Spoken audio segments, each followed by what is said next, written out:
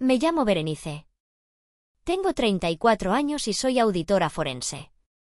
Mi trabajo consiste en encontrar lo que la gente intenta ocultar: dinero desviado, fraudes corporativos, mentiras enterradas bajo montañas de facturas falsas. Tengo un don para ver patrones donde otros solo ven caos. Sin embargo, la ironía más grande de mi vida es que, siendo experta en detectar fraudes, tardé más de una década en darme cuenta de que el fraude más grande estaba ocurriendo bajo mi propio techo, protagonizado por las personas que compartían mi sangre. Todo comenzó un martes por la noche. Eran casi las 10:30. La casa estaba en silencio, salvo por el zumbido del refrigerador y el sonido rítmico de mis dedos golpeando el teclado de la computadora. Mis hijos, Iker y Tiago, gemelos de 3 años, dormían profundamente en su habitación. Yo estaba terminando un informe urgente para una empresa farmacéutica, con una taza de café frío al lado y el cansancio acumulado de ser madre soltera y el único sostén económico de una familia que se extendía mucho más allá de estas 4 paredes. De repente, sentí un pinchazo agudo en el lado derecho del abdomen. Al principio, pensé que era solo estrés o quizás algo que me había caído mal en la cena. Me froté el estómago, intentando ignorarlo, pero el dolor no desapareció. Al contrario, en cuestión de minutos, pasó de ser una molestia sorda a una agonía punzante, como si alguien me estuviera retorciendo las entrañas con un alambre de púas al rojo vivo. Traté de levantarme para ir a la cocina por un vaso de agua, pero mis piernas fallaron. Caí de rodillas sobre la alfombra de la sala, soltando un gemido que no pude reprimir. El dolor me robó el aire. Sabía que esto no era normal. Había dado a luz a gemelos sin epidural porque el anestesiólogo llegó tarde, conocía el dolor, pero esto se sentía como si algo dentro de mí estuviera a punto de estallar. O tal vez ya lo había hecho. Me arrastré hacia el sofá donde había dejado mi teléfono. Mis manos temblaban tanto que apenas podía desbloquear la pantalla. Mi visión se nublaba por las lágrimas de dolor. Necesitaba ayuda. No por mí, sino por los niños. No podía dejar a Iker y Tiago solos si me desmayaba. Marqué el número de mi madre, Imelda. Sonó una vez. 2 veces. 3 veces. Cada tono se sentía eterno, sincronizado con las pulsadas de dolor en mi vientre. ¿Bueno? La voz de mi madre sonó al otro lado, pero no se escuchaba preocupada ni cariñosa. Se escuchaba irritada, y de fondo podía oír música de mariachi y risas. Mucho ruido. Mamá, mi voz salió como un susurro estrangulado. Mamá, necesito ayuda. Ay, Berenice, ¿por qué llamas a esta hora? Respondió ella, levantando la voz para hacerse oír sobre el ruido. Estamos en medio de un brindis. Tu hermana Gina estaba muy estresada por lo de su ruptura con el novio ese, así que decidimos empezar a celebrar el viaje a Cabo desde hoy. Cabo. Lo había olvidado. Mis padres y mi hermana Georgina, a la que todos llamaban Gina, se iban a Los Cabos al día siguiente. Un viaje de lujo para reconectar y celebrar el aniversario de mis padres, y de paso, consolar a mi hermana mayor de 37 años porque su novio de turno la había dejado. Mamá, escúchame, jadeé, sintiendo una nueva oleada de náuseas. No estoy bien. Me duele mucho el estómago. Creo que es el apéndice. Estoy en el suelo. No puedo moverme. Hubo un breve silencio al otro lado de la línea. Por un segundo, tuve la esperanza de que el instinto maternal se activara. Que escuchara el terror en mi voz. No seas dramática, Berenice, dijo finalmente, con ese tono condescendiente que usaba cuando yo era niña y me raspaba las rodillas. Seguro es indigestión. Siempre has tenido el estómago delicado. Tómate un té de manzanilla y duérmete. No es indigestión. Grité, o al menos intenté gritar, pero terminó siendo un sollozo. Siento que me voy a desmayar. Necesito ir al hospital. Por favor, mamá. Solo ven por los niños. Están dormidos. Solo necesito que te quedes con ellos un par de horas mientras me revisan. No puedo dejarlos solos. Escuché a mi madre suspirar, un sonido largo y exasperado, como si le estuviera pidiendo que me donara un riñón en ese instante. Luego, escuché la voz de Gina de fondo. ¿Qué quiere ahora la perfecta de Berenice? Dile que deje de arruinar el ambiente, mamá. Es mi noche. Mi madre cubrió el micrófono del teléfono por un momento, pero pude escuchar murmullos. Luego volvió a hablarme, y sus palabras se grabaron en mi mente con más fuerza que el dolor físico que me estaba matando. Mira, hija, no podemos ir. Ya estamos con las maletas casi listas y el taxi para el aeropuerto llega a las 5 de la mañana. Si vamos a tu casa ahora, nos vamos a desvelar y perderemos el vuelo. Esos boletos no son reembolsables, ¿tú sabes cuánto costaron? Sí, sabía cuánto costaron. 80.000 pesos. Lo sabía porque yo había pagado la tarjeta de crédito el mes pasado. Mamá, por favor, me estoy muriendo, supliqué, sintiendo como la oscuridad empezaba a cerrarse en los bordes de mi visión. Basta, Berenice. Me cortó ella, seca y fría. Siempre has sido un estorbo con tus dramas. Tienes 34 años, eres una mujer adulta. Arréglatela sola. Llama a un Uber, llama a tus vecinos. No nos vas a arruinar estas vacaciones. Gina necesita esto. Nosotros necesitamos esto. Y colgó. El sonido del tono de finalización de llamada resonó en mi oído como un disparo. Me quedé mirando el teléfono, incrédula, mientras las lágrimas rodaban por mis mejillas, mezclándose con el sudor frío que cubría mi frente. Un estorbo. Esa fue la palabra. No, hija, no, amor, no, pobrecita. Estorbo. El dolor volvió a atacar, esta vez tan fuerte que grité. Un grito gutural, animal. Escuché el llanto de Tiago desde la habitación. Se habían despertado. Mamá, lo escuché llamarme, asustado. No podía dejar que me vieran así. No podía traumatizarlos. Usando la poca fuerza de voluntad que me quedaba, marqué el número de la señora Carmen, mi vecina de enfrente. Una mujer de 60 años con la que apenas cruzaba saludos cordiales en la mañana. «¿Hola?», contestó Carmen, con voz adormilada. «Carmen, soy Berenice, la puerta está abierta, ayúdeme, los niños». No recuerdo mucho después de eso. Recuerdo la puerta abriéndose de golpe, la cara de horror de la señora Carmen en bata de dormir, y luego las luces azules de la ambulancia reflejándose en el techo de mi sala. Recuerdo a los paramédicos cargándome en la camilla y a Carmen sosteniendo a Iker y Tiago, diciéndoles que mamá iba a estar bien, que solo iba a ir a que los doctores le curaran la panza. Mientras la ambulancia arrancaba, con la sirena aullando en la noche solitaria, mi teléfono vibró una última vez en mi mano, que colgaba inerte al lado de la camilla. Con la vista borrosa, logré leer la notificación en la pantalla. Era un mensaje en el grupo de WhatsApp familiar, enviado por mi hermana Gina. Dile a la mártir de Berenice que se tome una pastilla y deje de llamar la atención. Nos vemos en Cabo, familia. Modo avión activado. Seguido de un emoji de un avión y una copa de cóctel. Cerré los ojos y me dejé caer en la oscuridad. En ese momento, mientras mi apéndice reventaba infectando mi cuerpo, algo más se rompió dentro de mí. Algo que ninguna cirugía podría reparar. El último hilo de esperanza que me unía a ellos se había cortado. Desperté 2 días después. Lo primero que noté fue el olor.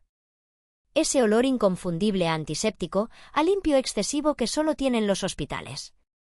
Lo segundo fue la sed, una sequedad en la garganta que me hacía sentir como si hubiera tragado arena.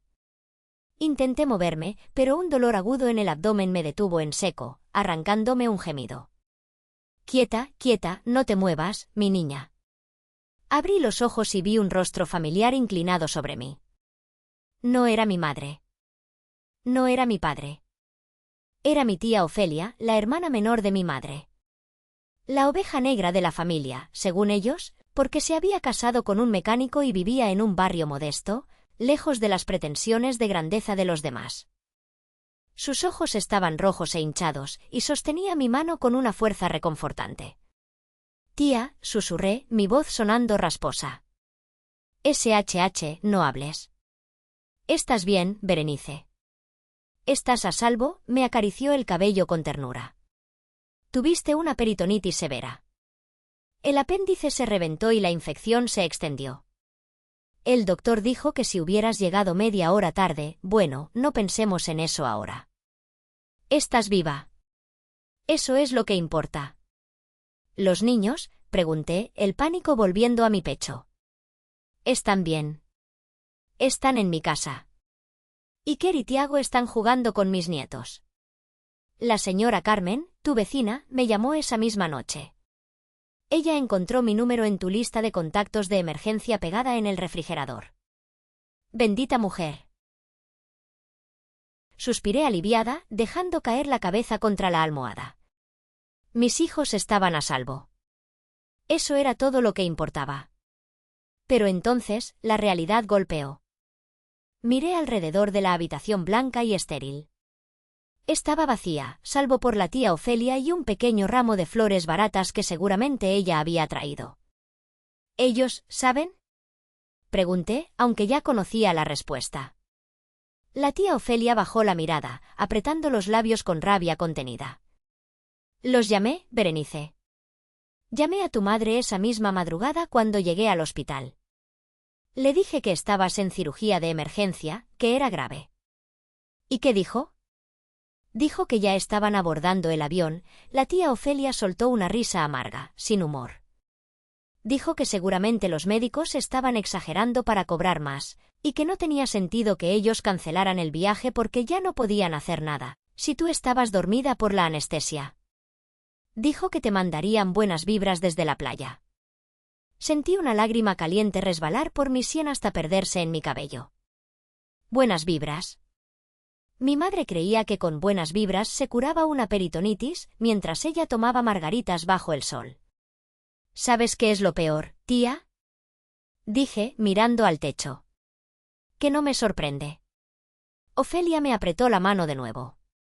Descansa, hija. Yo estoy aquí. No me voy a ir. Me quedé dormida de nuevo, pero mi mente de auditora no descansaba. Incluso en sueños, veía números. Veía balances que no cuadraban. Veía una columna de debe que estaba llena hasta el tope y una columna de haber completamente vacía.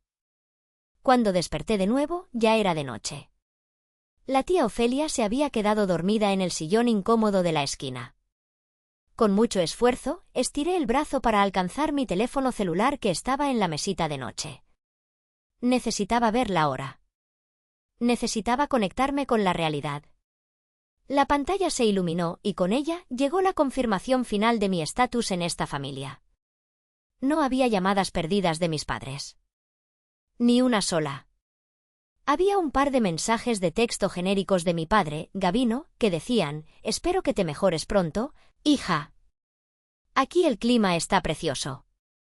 Y una foto de él sosteniendo un pescado enorme en un yate. Pero lo que realmente me heló la sangre no fueron los mensajes, sino las notificaciones de mi aplicación bancaria. Como auditora y como la hija responsable y exitosa, yo manejaba las finanzas de la familia. Hace años les había dado tarjetas de crédito adicionales a mi nombre para emergencias, ya que la pensión de mi padre era mínima y mi madre nunca había trabajado. Empecé a leer las notificaciones y cada una era como una puñalada nueva en mi herida quirúrgica. Martes, 11:40 de la noche, cargo aprobado. Gran Velas Los Cabos. 120.000 pesos. Justo cuando yo estaba en la ambulancia. Miércoles, 1 de la tarde, cargo aprobado. Restaurante El Farallón. 8.500 pesos. Miércoles, 5 de la tarde, cargo aprobado. Spa de lujo diamante. Tratamiento rejuvenecedor para 2 personas. 12.000 pesos. Jueves, mediodía, cargo aprobado. Boutique de diseñador en la Marina. 45.000 pesos. Sentí que me faltaba el aire. 45.000 pesos en una tienda de ropa. Esa era la tarjeta que tenía mi hermana Gina. La misma hermana que se burlaba de mí por trabajar 60 horas a la semana, la misma que me llamaba aburrida y tacaña cuando me negaba a comprarle el último iPhone. Estaba usando mi dinero para comprarse vestidos de diseñador mientras yo estaba conectada a un respirador. Mi mente viajó al pasado, activada por el dolor de la traición. Un recuerdo específico, nítido y doloroso, me golpeó. Hace 5 años. La sala de la casa de mis padres. Recuerdo a mi padre, Gavino, un hombre orgulloso y machista, llorando en el sofá. El banco estaba a punto de embargar la hacienda familiar, una propiedad antigua que había estado en la familia por generaciones, pero que mi padre había hipotecado para financiar uno de los tantos negocios fallidos de Gina. No puedo perder la casa, Berenice, sollozaba él, con el rostro escondido entre las manos. Es mi legado. ¿Qué van a decir los vecinos? ¿Qué van a decir mis amigos del club? Seré la burla de todos. Mi madre, Imelda, estaba a su lado, mirándome no con súplica, sino con exigencia. Tú tienes dinero, Berenice. Te va muy bien en esa firma de auditoría. Tienes que hacer algo. Eres la hija. Es tu deber. Y yo, estúpida, ingenua y desesperada por una migaja de aprobación, hice lo impensable. Usé todos mis ahorros, vendí mi propio departamento de soltera y pedí un préstamo masivo para pagar la deuda. 4,5 millones de pesos. Compré la deuda y puse la casa a mi nombre para protegerla. Pero hay una condición, me dijo mi padre ese día, secándose las lágrimas milagrosamente rápido en cuanto vio el cheque. Nadie puede saber que la casa es tuya. Tienes que dejar que yo siga figurando como el dueño ante la sociedad. No puedes humillarme así. Está bien, papá, había dicho yo. Será nuestro secreto. Lo importante es que tengan un techo. Lo importante es que tengan un techo. Qué ilusa fui. Miré de nuevo la pantalla del celular. El total de gastos en los últimos 3 días, mientras yo luchaba por mi vida, ascendía a casi 200.000 pesos. 200.000 pesos. Ese dinero no era solo papel. Eran horas de mi vida lejos de mis hijos. Eran noches sin dormir. Eran mis sacrificios convertidos en masajes y langosta para las personas que me habían dejado tirada en el suelo de mi sala. La tía Ofelia se movió en el sillón y despertó. Al verme despierta y mirando el teléfono con una expresión que debió ser aterradora, se acercó rápidamente. ¿Qué pasa, mija? ¿Te duele? ¿Llamo a la enfermera? Levanté la vista y la miré. Por primera vez en mi vida, no sentí tristeza. No sentí la necesidad de llorar ni de pedir perdón por existir. Sentí una claridad helada, una calma absoluta y letal. Era la misma sensación que tenía cuando encontraba la prueba definitiva de un fraude millonario en una auditoría. El momento en que los números dejaban de ser abstractos y se convertían en una sentencia. No, tía, dije, y mi voz sonó firme, sin rastro de la debilidad de hace unos días. No me duele nada. De hecho, por primera vez en años, me siento perfectamente lúcida. ¿Qué estás viendo? Preguntó ella, mirando mi teléfono iones. Estoy viendo mi futuro, tía.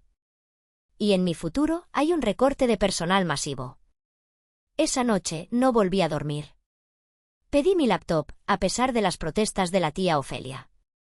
Le dije que necesitaba revisar unos correos del trabajo para calmarla. Pero no abrí mi correo. Abrí una hoja de cálculo nueva. Una hoja en blanco. Y empecé a escribir. No una carta de despedida. No un diario. Empecé a construir el caso más importante de mi carrera. El acusado no era una corporación multinacional.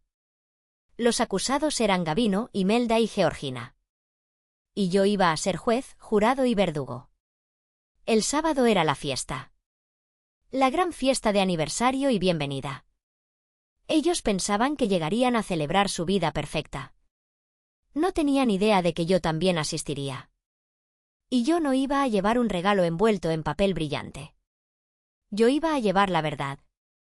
Y la verdad, como dicen, nos haría libres.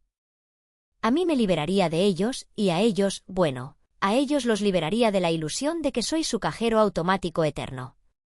5 días después de la cirugía, el doctor firmó mi alta. Aún caminaba despacio, con una mano instintivamente protegiendo mi costado derecho, pero me negué a salir del hospital en silla de ruedas. Necesitaba estar de pie. Necesitaba empezar a practicar mi postura para lo que venía. La tía Ofelia me llevó a casa en su pequeño auto compacto que olía a vainilla y a trabajo honesto.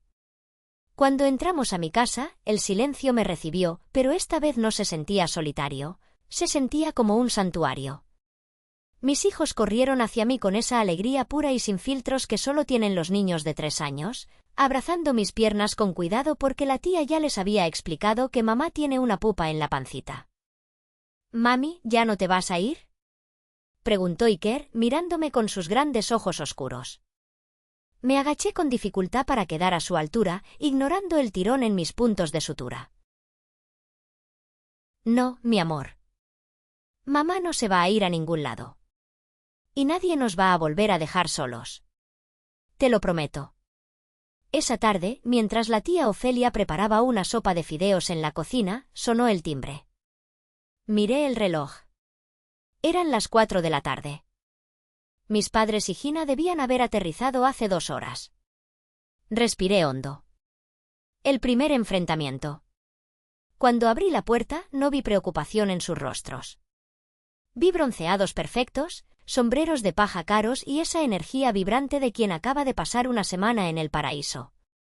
«Berenice», exclamó mi madre, entrando a mi casa como si fuera la dueña, pasando de largo sin siquiera intentar abrazarme. «Qué bueno que ya estás en casa. Nos tenías con el pendiente, hija. Pero mira nada más que pálida estás, necesitas sol». Gina entró detrás de ella, tecleando furiosamente en su celular, probablemente subiendo la última historia de su increíble viaje. Me miró de arriba a abajo y soltó una risita. «Ay, Bere, te ves fatal. En serio, esa bata te hace ver 10 años más vieja. Pero bueno, lo importante es que sobreviviste a tú, ¿o qué fue? ¿Indigestión severa?». «Peritonitis», dije, mi voz plana. Se me reventó el apéndice. Estuve en terapia intensiva 2 días por sepsis. Mi padre, Gabino, que venía cargando unas bolsas de duty free, carraspeó incómodo. Era el único que tenía la decencia de evitar mi mirada. Bueno, lo importante es que ya pasó», dijo él, poniendo las bolsas en mi mesa de centro. «Te trajimos unos chocolates. Son suizos. Buenísimos. Chocolates». Me trajeron chocolates comprados con mi propio dinero mientras yo no podía comer sólidos. «Gracias», dije, cerrando la puerta. «Supongo que disfrutaron el viaje». «Estuvo espectacular», interrumpió Gina, lanzándose al sofá. «El hotel que reservaste, bueno, que pagaste, estaba divino. Aunque el servicio a la habitación tardó un poco la última noche. Deberías poner una queja y pedir un reembolso parcial». Me quedé mirándola. La audacia era tan grande que casi era admirable. «Lo tendré en cuenta», dije. «¿A qué vinieron?» «Estoy cansada». Mi madre se detuvo en medio de la sala, con las manos en la cintura. «Pues a verte, malagradecida. Y también a recordarte lo de mañana. La fiesta. No se te ha olvidado, ¿verdad? Es el 40 aniversario. Vendrá toda la familia, los socios del club de tu papá, incluso invitamos al alcalde. Tiene que ser perfecto». «Ya está todo pagado, mamá», dije, sintiendo como la ira burbujeaba bajo mi piel fría. «El catering, la música, las flores. Todo». «Sí, pero Gina quiere una torre de champán», agregó mi madre como si fuera un detalle menor. «Y necesitamos que liquides el pago extra hoy mismo porque el proveedor no acepta crédito mañana. Son 15.000 pesos más. Transfiérelo ahorita, ¿sí? 15.000 pesos más. Para una torre de champán». En ese momento, tuve una visión. Podía gritarles ahora. Podía echarles en cara todo, gritarles que eran unos monstruos. Pero si lo hacía ahora, en la privacidad de mi sala, ellos simplemente se irían, me llamarían loca, y contarían su versión de la historia a todo el mundo. Dirían que la enfermedad me afectó la cabeza. Serían las víctimas. No. El auditor en mí sabía que para ganar un caso no presentas la evidencia en el pasillo. La presentas en el tribunal, frente al jurado. Está bien, dije, forzando una sonrisa que no llegó a mis ojos. Les transferiré el dinero en un rato. Ahora, por favor, váyanse. Necesito descansar para estar radiante mañana. Así me gusta, dijo mi madre, dándome una palmadita en la mejilla, un gesto que se sintió más como una bofetada. Ponte ese vestido rojo que tienes, a ver si te da un poco de color. No queremos que parezcas un cadáver en las fotos familiares. Salieron de mi casa dejando un rastro de perfume caro y egoísmo. En cuanto la puerta se cerró, me dejé caer en el sillón, temblando.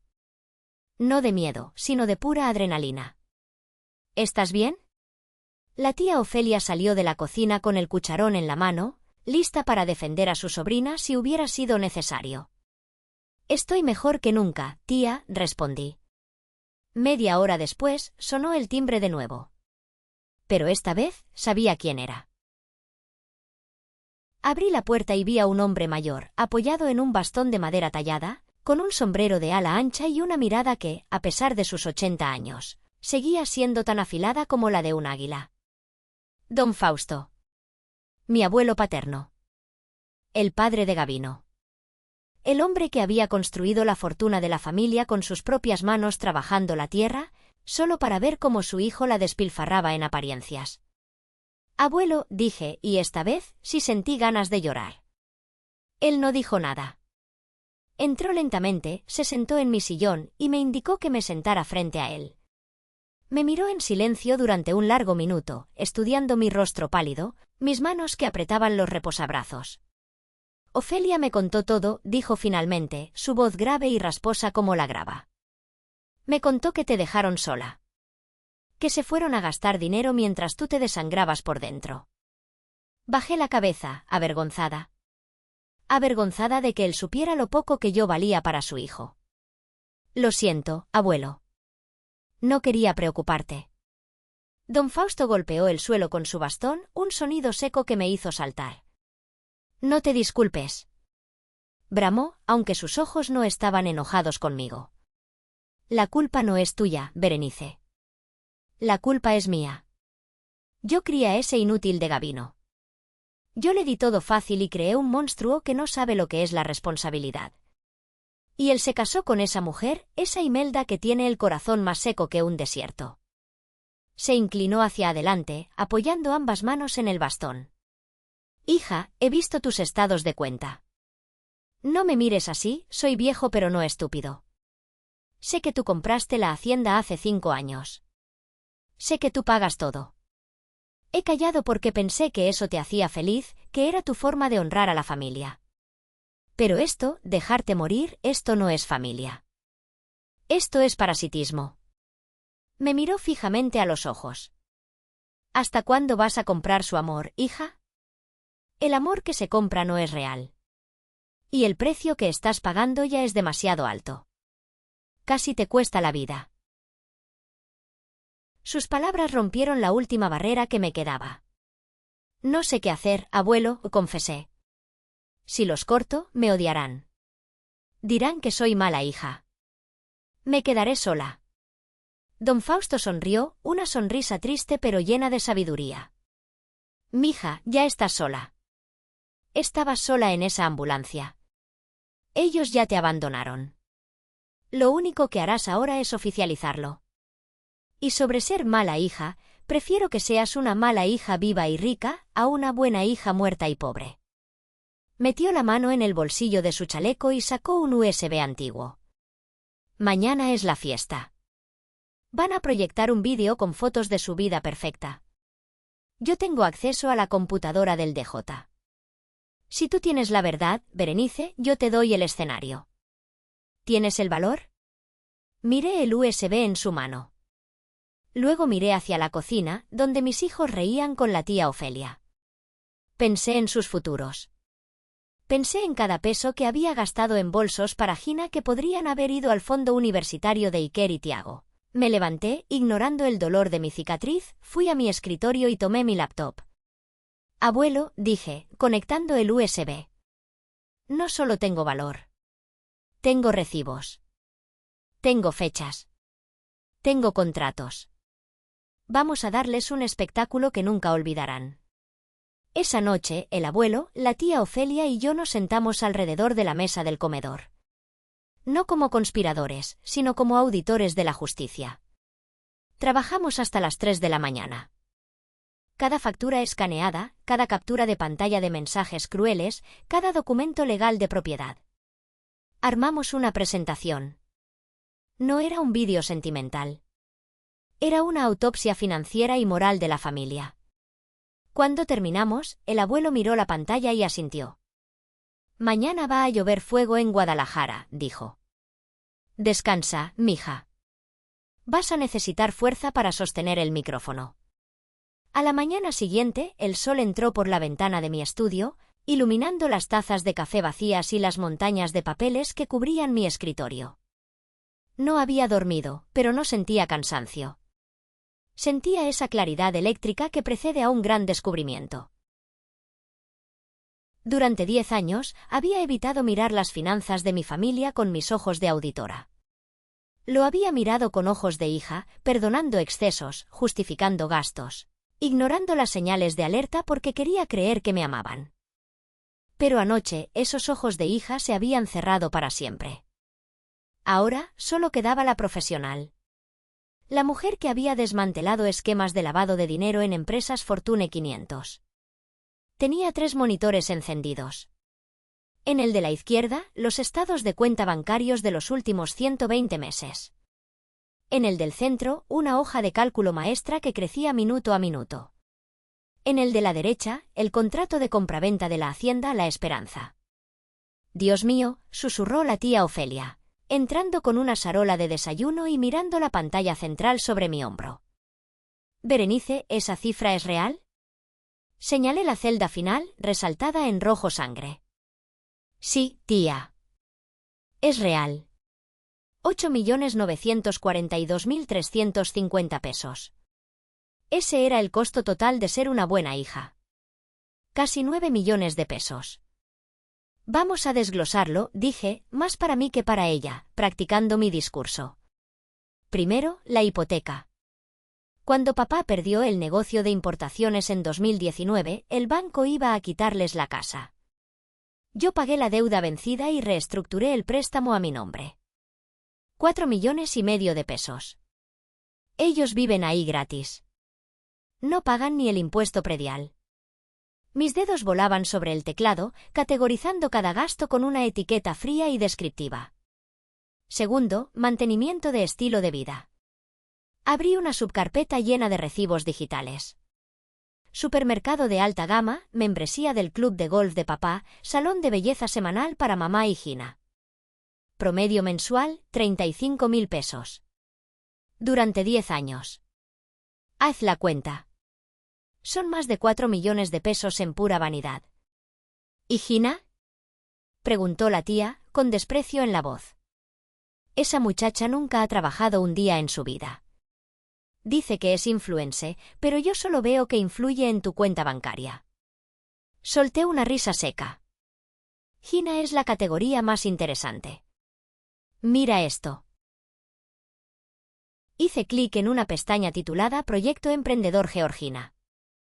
Hace 3 años, dijo que quería lanzar su línea de trajes de baño. Le di 500.000 pesos de capital semilla. ¿Ves algún traje de baño en el mercado? No. Pero veo un viaje a París, 2 bolsos Louis Vuitton y un tratamiento dental estético de 80.000 pesos.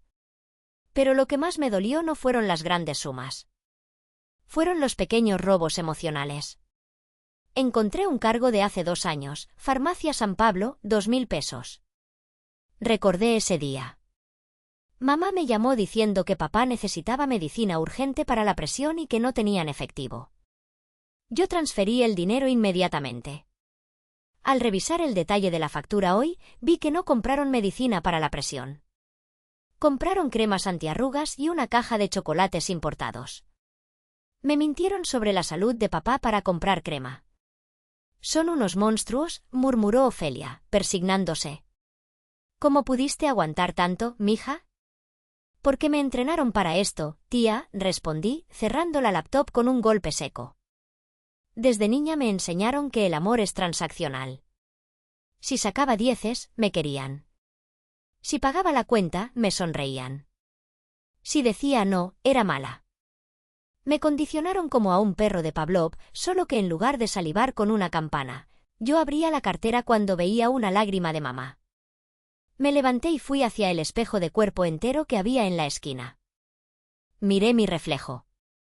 Ojeras profundas, piel pálida, una cicatriz fresca en el vientre. Pero mis ojos tenían fuego. Se acabó el entrenamiento. Hoy se rompe la cadena. El timbre de mi celular sonó. Era una notificación del banco. Otro cargo intentando pasar.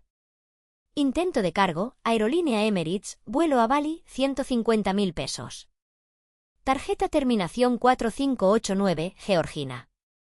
Gina estaba intentando reservar su próximo viaje antes de que terminara la fiesta de hoy. Bali. Un retiro espiritual de yoga, seguramente. Con una sonrisa gélida, abrí la aplicación del banco. No rechacé el cargo. No todavía. Lo dejé en pendiente.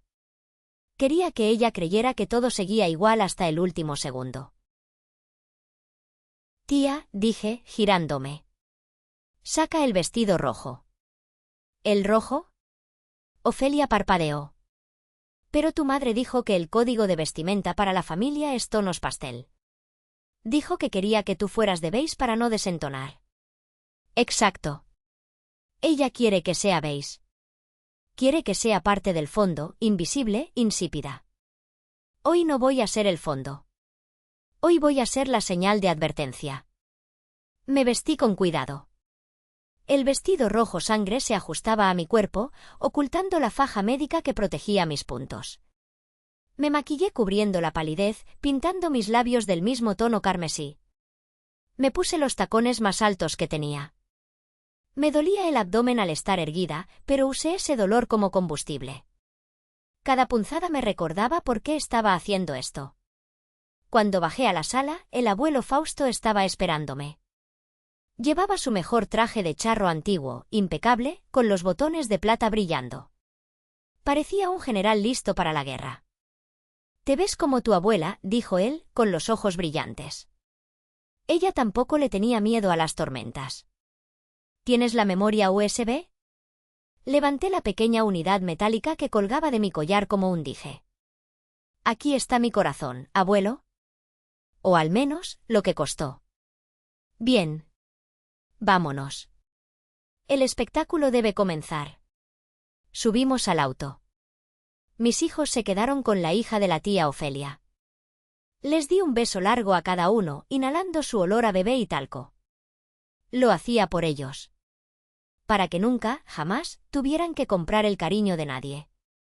El camino hacia la hacienda fue silencioso. Yo iba repasando los números, las fechas, las frases exactas. No podía permitirme llorar. No podía permitirme gritar. Tenía que ser fría. Tenía que ser la auditora. Al llegar a la reja de hierro forjado de la propiedad, vi el letrero que mi padre había mandado poner hace años. Hacienda Los Gavinos. Sonreí. Mañana ese letrero estaría en la basura. El guardia de seguridad, contratado para el evento, se acercó al auto. Buenas tardes, ¿invitación?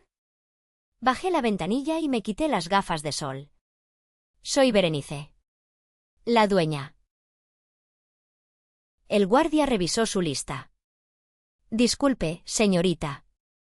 En la lista de anfitriones solo aparecen don Gavino y doña Imelda. Usted está en la lista de, revisó la hoja, invitados generales. Invitados generales. En mi propia casa. Déjanos pasar, muchacho, gruñó el abuelo desde el asiento del copiloto. Antes de que decida que no te paguen esta noche. El guardia, intimidado por la presencia de don Fausto, abrió la reja. El camino de grava crujió bajo las llantas.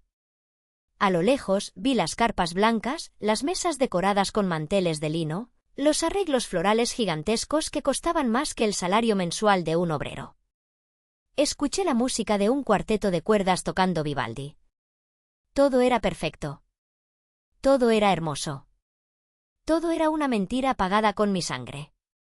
Bajé del auto. El dolor en mi costado fue agudo, pero enderecé la espalda. ¿Lista?, preguntó la tía Ofelia, tomándome del brazo. Lista para quemarlo todo, respondí. Y di el primer paso hacia la boca del lobo. ¡Guau! La tensión se puede cortar con un cuchillo. Berenice está a punto de entrar a la fiesta y las cosas se van a poner muy intensas. Antes de ver cómo desenmascara a su familia, tómate un segundo para darle like a este vídeo y suscríbete al canal. Y cuéntame en los comentarios desde qué ciudad estás viendo esta historia. Me encanta saber hasta dónde llegan nuestros relatos. Escribe tu ciudad abajo y sigamos con el drama. La entrada a la hacienda estaba flanqueada por 2 arreglos florales de rosas importadas que medían casi 2 metros de altura. Según mis cálculos de ayer, esas flores costaron 12.000 pesos. 12.000 pesos que hubieran cubierto el deducible de mi seguro médico, el cual tuve que pagar de mi bolsillo de ahorros de emergencia porque mi cuenta corriente estaba vacía tras pagarla. Tarjeta de crédito de mamá.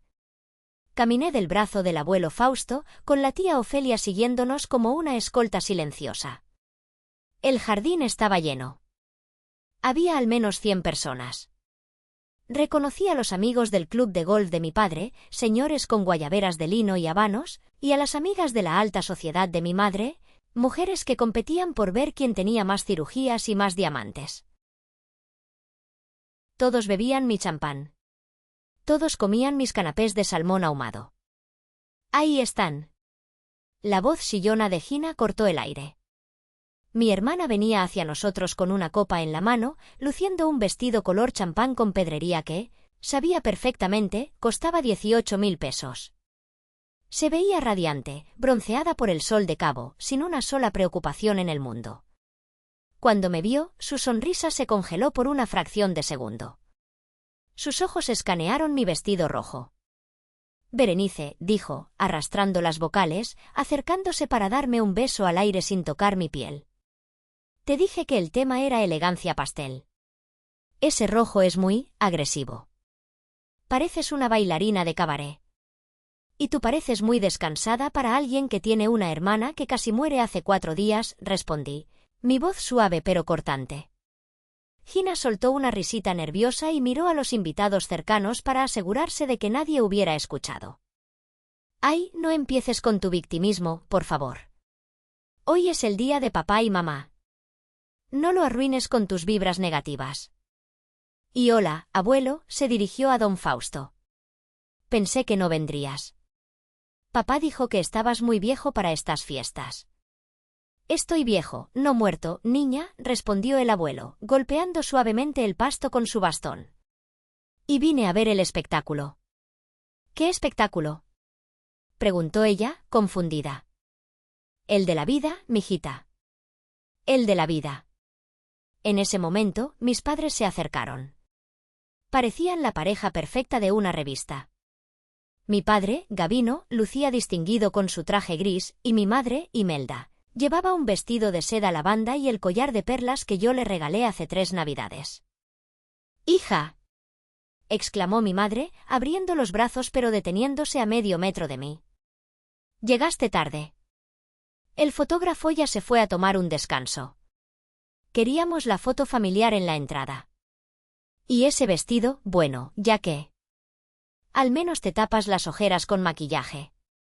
Hola, mamá. Hola, papá, dije. Te ves saludable, dijo mi padre, evitando mis ojos y mirando un punto detrás de mi hombro. ¿Ya te sientes bien? Me siento iluminada, papá. Eso es bueno, balbuceó él. Oye, Bere, discreción por favor. El alcalde está en la mesa 5. No vayas a comentar nada sobre tu problema médico. No es un tema agradable para una fiesta. Di que estabas en un viaje de negocios si alguien pregunta por qué estás tan flaca. Mi propia supervivencia era un tema desagradable. Mi dolor era algo que debía esconderse bajo la alfombra, igual que las facturas vencidas que yo pagaba. No te preocupes, papá, le sonreí, mostrando los dientes. Hoy voy a ser muy clara. Nadie tendrá dudas de nada. Excelente, dijo él, palmeándome el hombro. Ah, y Bere, necesito que hables con el capitán de meseros. Dice que se está acabando el whisky etiqueta azul y que necesita autorización para abrir otras 5 botellas. Diles que lo carguen a tu cuenta, como siempre. Claro. Yo me encargo. Mis padres se alejaron para saludar al alcalde, riendo y tintineando copas, flotando en su burbuja de irrealidad. Me dirigí hacia la mesa de control, donde estaba el equipo de sonido y proyección. El DJ, un chico joven con audífonos grandes, estaba mezclando música lounge. Disculpa, le dije, apoyando mi mano sobre la mesa. Soy Berenice. La hija de los anfitriones. Ah, sí, señorita. Su hermana me dio el cronograma. En 20 minutos va el vídeo de Historia de Amor. Ella me dio el archivo ayer. Hubo un cambio de planes, dije, sacando la memoria USB de mi bolso. Mi hermana se equivocó de archivo. Este es el definitivo. Tiene mejor resolución y algunos datos extra que mis padres querían incluir de último minuto. El chico dudó un momento. No sé, la señorita Georgina fue muy específica. Saqué un billete de 1000 pesos de mi cartera y lo deslicé discretamente sobre la consola. Y yo soy muy específica con la propina. Además, soy la que te va a firmar el cheque al final de la noche. ¿Quieres que te paguen, verdad? El chico tomó el billete y sonrió. Entendido, jefa. Pongo su archivo. ¿Cuándo quiere que corra? Cuando yo tome el micrófono. Justo después del brindis de mi padre. Hecho. Regresé a mi mesa, donde la tía Ofelia y el abuelo me esperaban.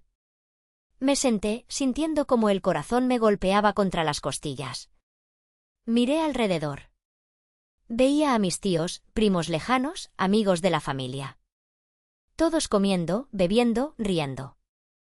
Todos admirando lo exitosos que eran mis padres. Mira qué casa tan hermosa tiene Gabino, escuché decir a una señora en la mesa de al lado.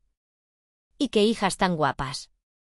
Gina es tan carismática y la otra, bueno, la otra es muy trabajadora, dicen. La otra. La trabajadora. La invisible. La que paga. El sol comenzó a ponerse, tiñendo el cielo de naranja y violeta. Las luces de la fiesta se encendieron, creando un ambiente mágico. Era el escenario perfecto para una tragedia griega. Damas y caballeros, la voz del maestro de ceremonias resonó en las bocinas.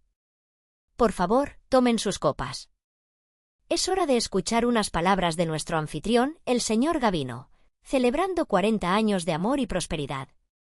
Mi padre subió al pequeño escenario improvisado en el jardín. Se ajustó la corbata, sonrió con esa confianza falsa que había perfeccionado durante años y tomó el micrófono. Gracias, gracias a todos por venir, dijo, su voz melosa. Hoy es un día muy especial. 40 años al lado de mi maravillosa esposa, Imelda. Hemos construido esta vida con esfuerzo, con sacrificio y sobre todo, con amor. La gente aplaudió. Gina gritó bravo, papá, desde la primera fila. Esta casa, continuó mi padre, abriendo los brazos para abarcar la hacienda, no es solo ladrillos y tierra. Es el símbolo de nuestro legado. De lo que uno puede lograr cuando trabaja duro y mantiene a la familia unida. Estoy orgulloso de decir que nunca le he pedido nada a nadie, que todo lo que ven aquí es fruto de mi sudor. Apreté el mantel de la mesa hasta que mis nudillos se pusieron blancos. Fruto de mi sudor. El único sudor que él conocía era el de la sauna del club deportivo. Y quiero agradecer a mis hijas, dijo él, y por un segundo pensé que diría algo real. Pero continuó, a Gina, nuestra luz, nuestra alegría, que siempre llena esta casa de vida. Y a Berenice, hizo una pausa, como si le costara encontrar un adjetivo, que siempre está ahí, apoyando desde las sombras. Gracias, hijas. Apoyando desde las sombras. Salud. Brindó él. Salud. Respondió la multitud. Mi padre bajó del escenario entre aplausos. El DJ me miró y me hizo una señal. Era el momento. Me puse de pie. El dolor de la cirugía me dio un pinchazo agudo, recordándome que estaba viva, que era real, que no era una sombra. Caminé hacia el escenario. El sonido de mis tacones sobre la tarima de madera resonó amplificado por el micrófono que aún estaba encendido. La música bajó de volumen. La gente se giró para mirarme. El vestido rojo brillaba bajo los reflectores. ¿Qué hace? Escuché susurrar a Gina. Se supone que ahora va el vídeo. Tomé el micrófono del atril. Pesaba. Pesaba como la verdad. Miré a mi madre, que me hacía señas frenéticas con los ojos para que me bajara. Miré a mi padre, que fruncía el ceño, confundido. Miré a Gina, que tenía la boca abierta, indignada porque le estaba robando el foco. Respiré hondo. Buenas noches a todos, dije. Mi voz no tembló. Era firme, clara, profesional. La voz que usaba cuando presentaba un informe de fraude ante un consejo directivo. Mi padre acaba de hablar de legado. De esfuerzo. De sacrificio. Y tiene razón. Hay mucho sacrificio detrás de esta noche. Hice una pausa dramática. El silencio en el jardín era absoluto. Mi hermana Gina dijo ayer que soy una persona dramática. Que exagero las cosas. Incluso dijo que mi cirugía de emergencia fue solo un intento de llamar la atención. Un murmullo recorrió la multitud. Vi a mi madre ponerse pálida bajo su maquillaje. Así que, y como buena auditora que soy, decidí que no debían confiar solo en mis palabras. Las palabras se las lleva el viento. Pero los números, sonreí, una sonrisa que no llegó a mis ojos, los números nunca mienten. Me giré hacia el DJ y asentí. Corre el vídeo. La pantalla gigante de proyección, que había sido colocada estratégicamente detrás del escenario para que todos la vieran, se iluminó de golpe. Pero no apareció el montaje de fotos sepia de la boda de mis padres con la canción My Way, de Frank Sinatra que ellos esperaban. En su lugar, apareció una diapositiva negra con letras blancas, nítidas y brutales, en tipografía Arial negrita, informe de auditoría financiera y moral, familia Rivera auditora. Berenice Rivera estatus, fallido el silencio en el jardín se rompió. Alguien dejó caer una copa. Escuché un Dios mío, ahogado. ¿Qué es esto? Gritó Gina, levantándose de su silla. Quita eso. Es un virus. No es un virus, hermana, dije por el micrófono, mi voz dominando el caos incipiente. Es la realidad. Siéntate. Hice clic en el control remoto que tenía en la mano. Diapositiva 1. El precio del abandono. En la pantalla apareció una captura de pantalla gigante. Era el chat de WhatsApp familiar del martes pasado. Se veía claramente la hora, 10:45 de la noche. A la izquierda, mi mensaje, mamá, me duele mucho, creo que es el apéndice, necesito ayuda con los niños, me estoy muriendo. A la derecha, la respuesta de Imelda, ampliada para que hasta los miopes de la última fila pudieran leerla. No seas dramática. Siempre has sido un estorbo. Arréglatela sola. No nos vas a arruinar el viaje a cabo. Seguido del mensaje de Gina, dile a la mártir que se tome una pastilla. Modo avión activado, más el emoji de cóctel. Un grito colectivo de horror recorrió a los invitados. Las señoras se llevaron las manos a la boca. Los hombres miraron a Gabino con incredulidad. Eso es falso. Chilló mi madre, poniéndose de pie, temblando. Es Photoshop. Ella lo editó. ¿Photoshop? Pregunté, tranquila. Curioso. Porque la siguiente diapositiva es el registro de geolocalización de sus celulares. Hice clic.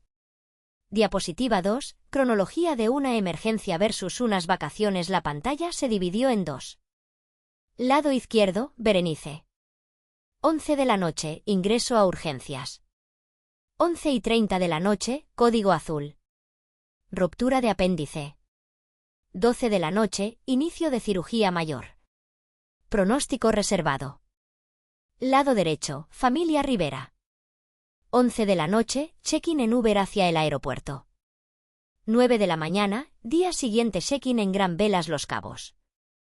10 de la mañana, cargo en tarjeta, desayuno con champaña, 8.000 pesos. Mientras los cirujanos me lavaban los intestinos para que no muriera de sepsis, dije, mirando fijamente a mi madre, ustedes estaban pidiendo mimosas. Y lo mejor de todo, las pagaron con mi tarjeta. Hice clic de nuevo. La pantalla cambió a un gráfico de barras rojo brillante. Diapositiva 3, flujo de efectivo, últimos 10 años. Papá dijo hace un momento que todo esto es fruto de su sudor. Vamos a analizar ese sudor. Señalé la barra más alta en el gráfico. Hipoteca de la Hacienda, 4.500.000 pesos. Pagados íntegramente por Berenice Rivera. Coches de la familia, Mercedes de Gina, BMW de papá 1.200.000 pesos. Pagados por Berenice Rivera. Tarjetas de crédito, ropa, viajes, comida 3.200.000 pesos. Pagados por Berenice Rivera. Total invertido en la familia 8.900.000 pesos. El número parpadeaba en la pantalla. Casi 9 millones de pesos. La gente estaba paralizada. Nadie comía. Nadie bebía. Era como si el tiempo se hubiera detenido. Mi padre, Gabino, estaba rojo de ira y vergüenza. Intentó subir al escenario. «Baja de ahí ahora mismo». Rugió, «Estás borracha, estás loca, seguridad, saquen a esta loca de mi casa». Los guardias de seguridad se movieron, pero don Fausto se puso de pie. Golpeó el suelo con su bastón y gritó con una voz que, a pesar de su edad, sonó como un trueno.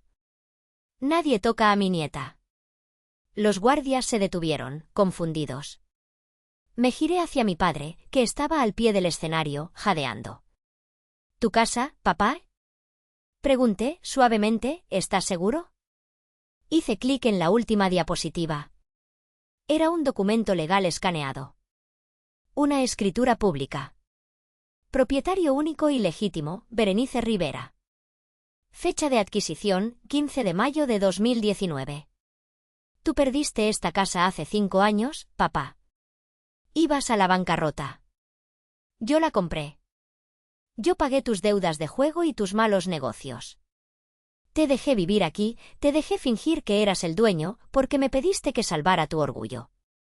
Me dijiste, no me humilles. Bajé el micrófono un poco, acercándome al borde del escenario para mirarlo a los ojos. Yo cumplí mi parte. Guardé tu secreto. Pagué tus lujos. Soporté que me llamaran tacaña, aburrida, la otra.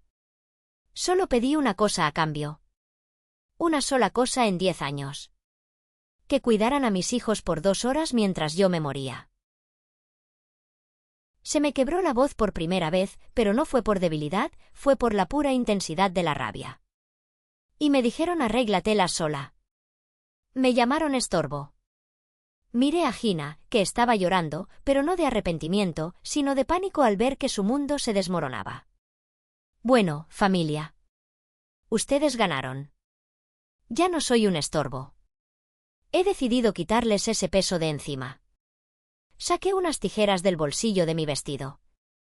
Saqué la tarjeta de crédito Platinum negra que siempre llevaba conmigo, la que estaba vinculada a las extensiones de ellos. La levanté para que todos la vieran. Esta es la fuente de su éxito. Y con un chasquido seco que resonó por el micrófono, corté la tarjeta por la mitad. Luego, corté las mitades otra vez. Dejé caer los pedazos de plástico al suelo del escenario. Se acabó el financiamiento. Se acabó la hipoteca gratis. Se acabaron los viajes. Me dirigí a la multitud, que seguía en shock.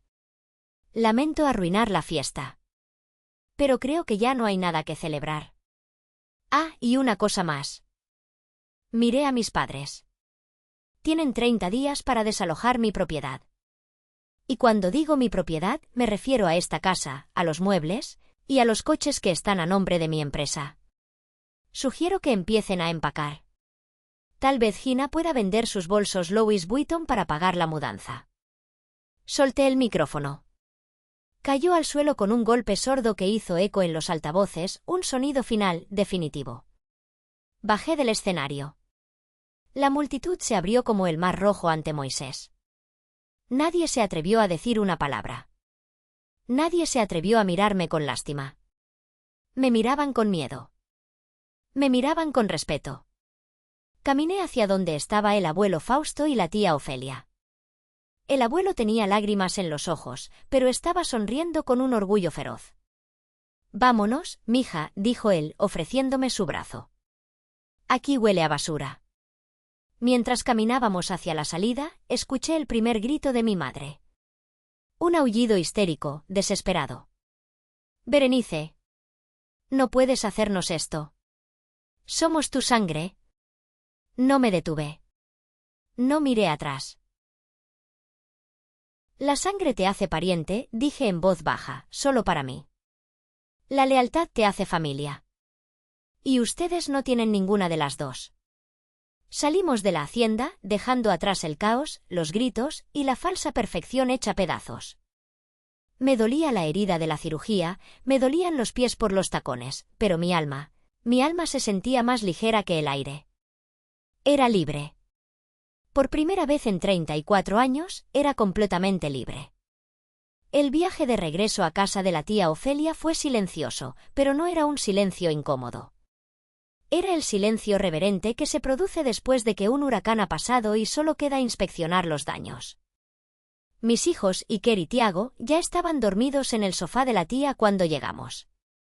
Al verlos, tan ajenos a la guerra nuclear que acababa de desatar, sentí que mis rodillas temblaban. La adrenalina estaba abandonando mi cuerpo, dejando paso al agotamiento físico de la cirugía reciente y al peso emocional de haber orfanado a mis propios padres en vida. «Siéntate, mija», dijo la tía Ofelia, guiándome a la cocina. «Te voy a preparar un té de tila. Estás temblando como una hoja». Me senté a la mesa de madera vieja, esa mesa que tenía marcas de cuchillo y manchas de café, tan diferente a la mesa de caoba pulida de la hacienda que acababa de dejar atrás. Pero esta mesa se sentía real. Mi celular, que había mantenido en silencio durante el trayecto, comenzó a vibrar sobre la superficie de madera. No era una vibración normal. Era un zumbido continuo, furioso, incesante. Lo miré. 57 llamadas perdidas. 120 mensajes de WhatsApp. No solo de mis padres y de Gina. Mis tías, esas mismas que comían mis canapés gratis, me escribían cosas horribles. «Berenice, qué vergüenza. ¿Cómo pudiste humillar a tus padres así? Tía Lupe. Eres una resentida. Dios te va a castigar por faltarle al respeto a quien te dio la vida. Prima Sofía. Dicen que estás loca. Que la anestesia te afectó. Por favor, borra esos vídeos y pide perdón. Tío Roberto». El abuelo Fausto se sentó frente a mí y puso su mano rugosa sobre el teléfono, silenciándolo. «No leas eso, Berenice. Son los monos voladores». «¿Los monos voladores?», pregunté, confundida. Como en El Mago de Oz. La bruja malvada manda a sus monos a gritar y asustar cuando ella pierde el poder. Tu madre ha perdido el control sobre ti, así que manda a la familia a atacarte para que vuelvas al redil. Quieren que te sientas culpable. Quieren que dudes. No dudo, abuelo, dije, mirando mi reflejo en la ventana oscura. Pero duele. Duele ver qué rápido se olvidaron de quien pagó sus hipotecas y sus colegiaturas. La prima Sofía, yo le pagué los frenos dentales hace 3 años porque su papá no tenía trabajo. Y ahora me llama resentida. La gente odia a quien le recuerda sus deudas, hija. Es la naturaleza humana. Prefieren pintarte como la villana que admitir que te deben todo. Esa noche, dormí en la habitación de huéspedes de la tía Ofelia, abrazada a mis hijos. Apagué el celular. Sabía que la verdadera batalla legal comenzaría el lunes. Y así fue. El lunes a las 9 de la mañana, mi abogado, el licenciado Méndez, un hombre serio y eficiente que había contratado hacía años para mis asuntos empresariales, se presentó en la hacienda. Yo no fui. No necesitaba ver sus caras. Pero el licenciado Méndez me llamó 2 horas después para darme el reporte detallado. Fue intenso, licenciada Rivera, me dijo Méndez por teléfono. Su voz sonaba un poco agitada, algo raro en él. Sus padres se negaron a abrir la puerta al principio. Tuve que llamar a una patrulla para entregar la notificación de desalojo. ¿Qué dijeron?, pregunté, manteniendo mi voz neutral mientras revisaba unos documentos en mi laptop. Su padre gritaba que era su casa, que usted se la había regalado de palabra. Su madre lloraba y decía que usted estaba mentalmente inestable y que yo me estaba aprovechando. Y su hermana, bueno, la señorita Georgina intentó agredirme con un zapato de tacón cuando le mostré la orden de embargo del vehículo Mercedes-Benz. Suspiré. Un zapato de tacón. Típico de Gina. ¿Se llevaron el auto? Sí. La grúa se lo llevó hace 20 minutos. El auto está a nombre de su empresa, Consultoría Rivera S.A., y como ella no es empleada ni tiene autorización de uso, recuperamos el activo. Estaba gritando que tenía cosas de valor adentro, pero le permitimos sacar sus pertenencias personales. Eran mayormente bolsas de compras y equipo de grabación. Gracias, licenciado. Proceda con el desalojo de la vivienda. Tienen 30 días legales, ni uno más. Entendido. Ah, y licenciada, una cosa más. El vídeo de la fiesta. ¿Qué pasa con el vídeo? Alguien lo grabó. Al parecer, su hermana estaba transmitiendo en vivo en Instagram cuando usted subió al escenario. Ella pensó que iba a presumir el vídeo de aniversario y dejó el celular grabando en un trípode. Se transmitió todo. Su discurso, las diapositivas, los gritos. Alguien lo descargó antes de que ella borrara su cuenta. Está en TikTok. Tiene 2 millones de vistas. Sentí un escalofrío. No había planeado eso. Yo quería exponerlos ante la familia, no ante el mundo. ¿Es malo para nosotros legalmente?, pregunté. No. Usted dijo la verdad.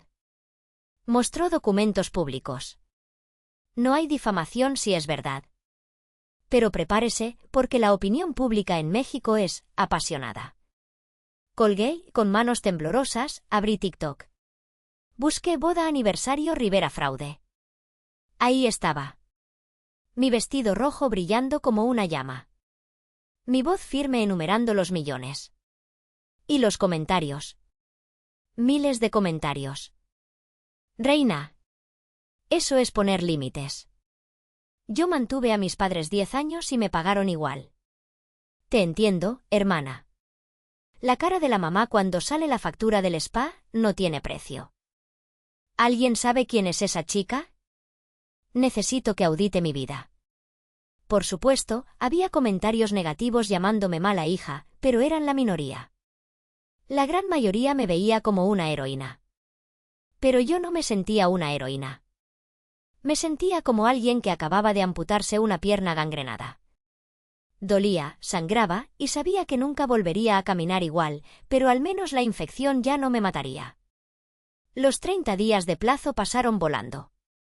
Durante ese mes, mis padres pasaron por las 5 etapas del duelo, pero de una manera tóxica y manipuladora.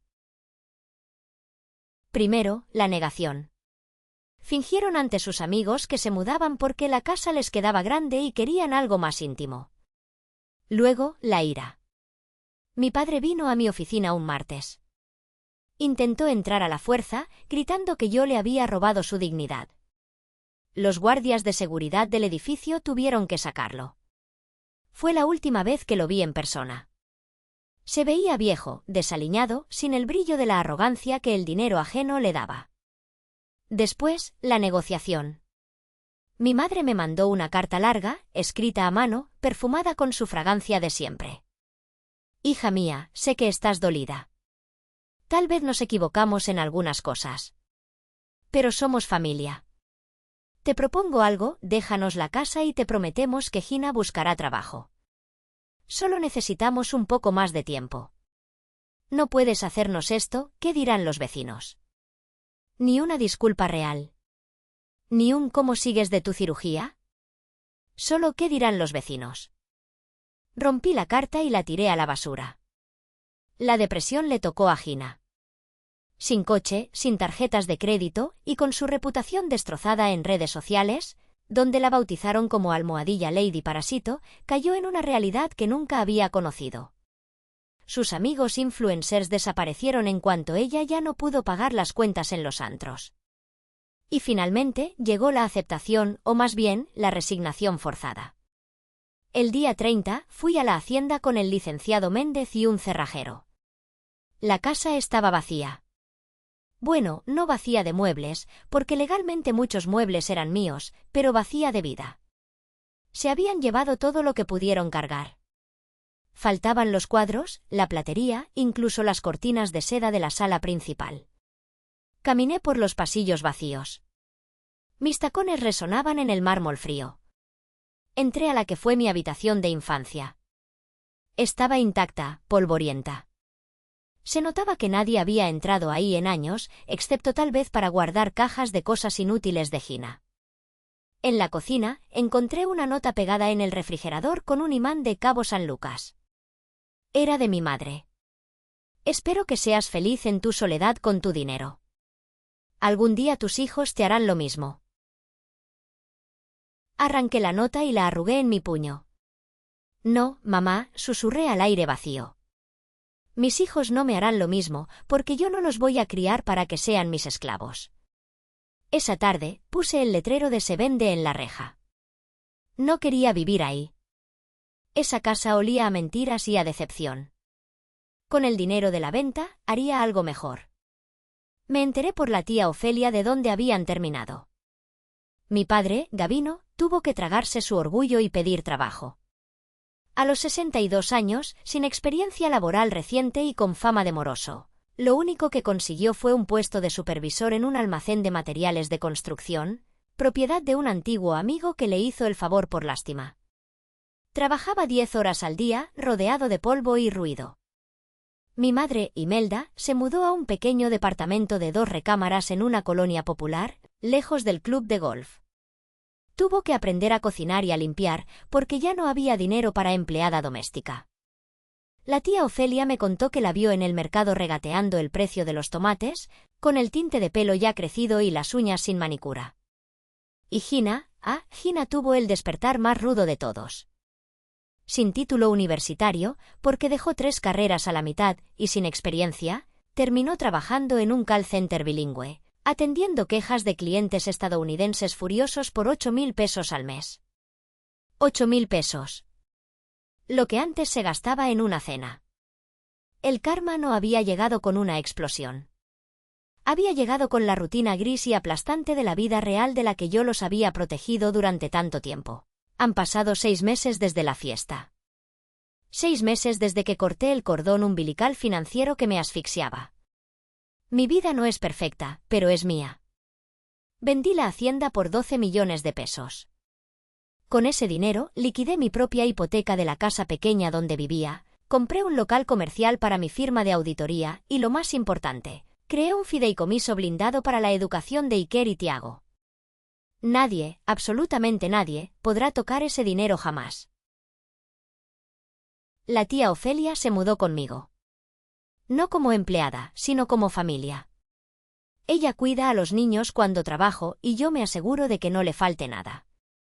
Por primera vez, tengo a alguien que me recibe con un abrazo y un plato de sopa caliente cuando llego cansada, no con una factura por pagar. El abuelo Fausto viene todos los domingos a comer. A sus 80 años, se ve más joven que antes. Dice que ver caer el imperio de mentiras de su hijo le quitó 10 años de encima. Estamos sentados en el jardín de mi casa. Es pequeño, no tiene fuentes de mármol ni estatuas, pero tiene un columpio donde Iker y Tiago se ríen mientras el abuelo los empuja. ¿Te han vuelto a buscar?, preguntó el abuelo, tomando un sorbo de su limonada. Gina me mandó un correo ayer, admití, mirando a mis hijos. Dice que quiere estudiar diseño gráfico. Que sí le puedo prestar para la inscripción y que me lo pagará cuando sea famosa.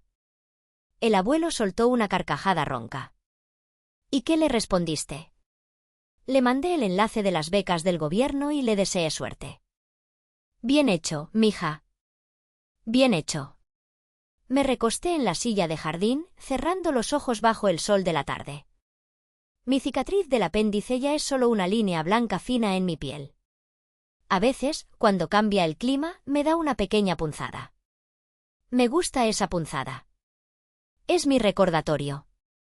Es el recordatorio de que sobreviví. Sobreviví a la infección que casi me mata físicamente y a la infección emocional que casi me consume el alma. He perdido a mis padres, sí.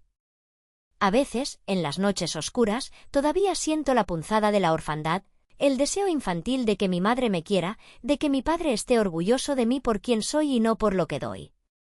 Pero luego miro mi cuenta bancaria, miro la paz en mi hogar, y miro las caras felices de mis hijos que no tienen que competir por mi amor, y sé que tomé la decisión correcta.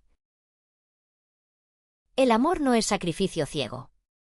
El amor no es dejarse pisotear. El amor es respeto. Y si no me respetan, no merecen mi mesa. Abrí los ojos y vi a Iker correr hacia mí con una flor arrancada del jardín, una margarita un poco aplastada. «Toma, mami». «Es gratis», dijo él con su lengua de trapo. Sonreí y esta vez mi sonrisa llegó hasta mis ojos, llenándolos de lágrimas de felicidad real. «Gracias, mi amor. Es el regalo más valioso que me han dado en mi vida». Porque lo era. Era un regalo dado por amor puro, sin condiciones, sin facturas ocultas, sin esperar nada a cambio. Y eso, aprendí a la mala, es lo único que realmente tiene valor en este mundo. Mirando hacia atrás, me doy cuenta de que el dinero nunca fue el problema real. El dinero era solo el síntoma. El verdadero cáncer era la dinámica de que algunos nacen para servir y otros para ser servidos. Yo rompí ese guión. Mucha gente me pregunta si me arrepiento de haber sido tan dura. Si no fue cruel dejarlos sin casa a su edad. Y yo pienso en esa noche en la ambulancia. Pienso en el terror absoluto de saber que si yo moría, mis hijos quedarían a merced de esas mismas personas que no fueron capaces de interrumpir sus vacaciones para salvarme. Si yo hubiera muerto, ¿qué habría pasado con Iker y Tiago? ¿Serían ellos los siguientes estorbos? ¿O serían los siguientes cajeros automáticos? Al cortar los lazos, no solo me salvé a mí. Salvé a mis hijos de heredar una deuda generacional de abuso. Les enseñé que decir no es una oración completa y poderosa. El karma no es una venganza mística, es simplemente la consecuencia lógica de nuestras acciones. Mis padres sembraron indiferencia y egoísmo durante décadas, y eso fue exactamente lo que cosecharon. Yo sembré límites y verdad, y coseché libertad. Ahora quiero preguntarte a ti, y que has escuchado mi historia hasta el final. ¿Crees que fui demasiado lejos al exponerlos frente a todos y quitarles la casa? ¿O hubieras hecho lo mismo si tu propia madre te hubiera llamado estorbo mientras luchabas por tu vida? Déjame tu opinión sincera en los comentarios, leo y respondo a todos. Quiero saber qué harías tú en mis zapatos. Si esta historia te hizo sentir algo, si te dio coraje o satisfacción, por favor dale un gran like a este vídeo y suscríbete al canal. Activa la campanita para que no te pierdas la próxima historia de drama, venganza y justicia. Recuerda que aquí, la verdad siempre sale a la luz. Nos vemos en el próximo vídeo. Cuídate y recuerda, tu paz mental no tiene precio.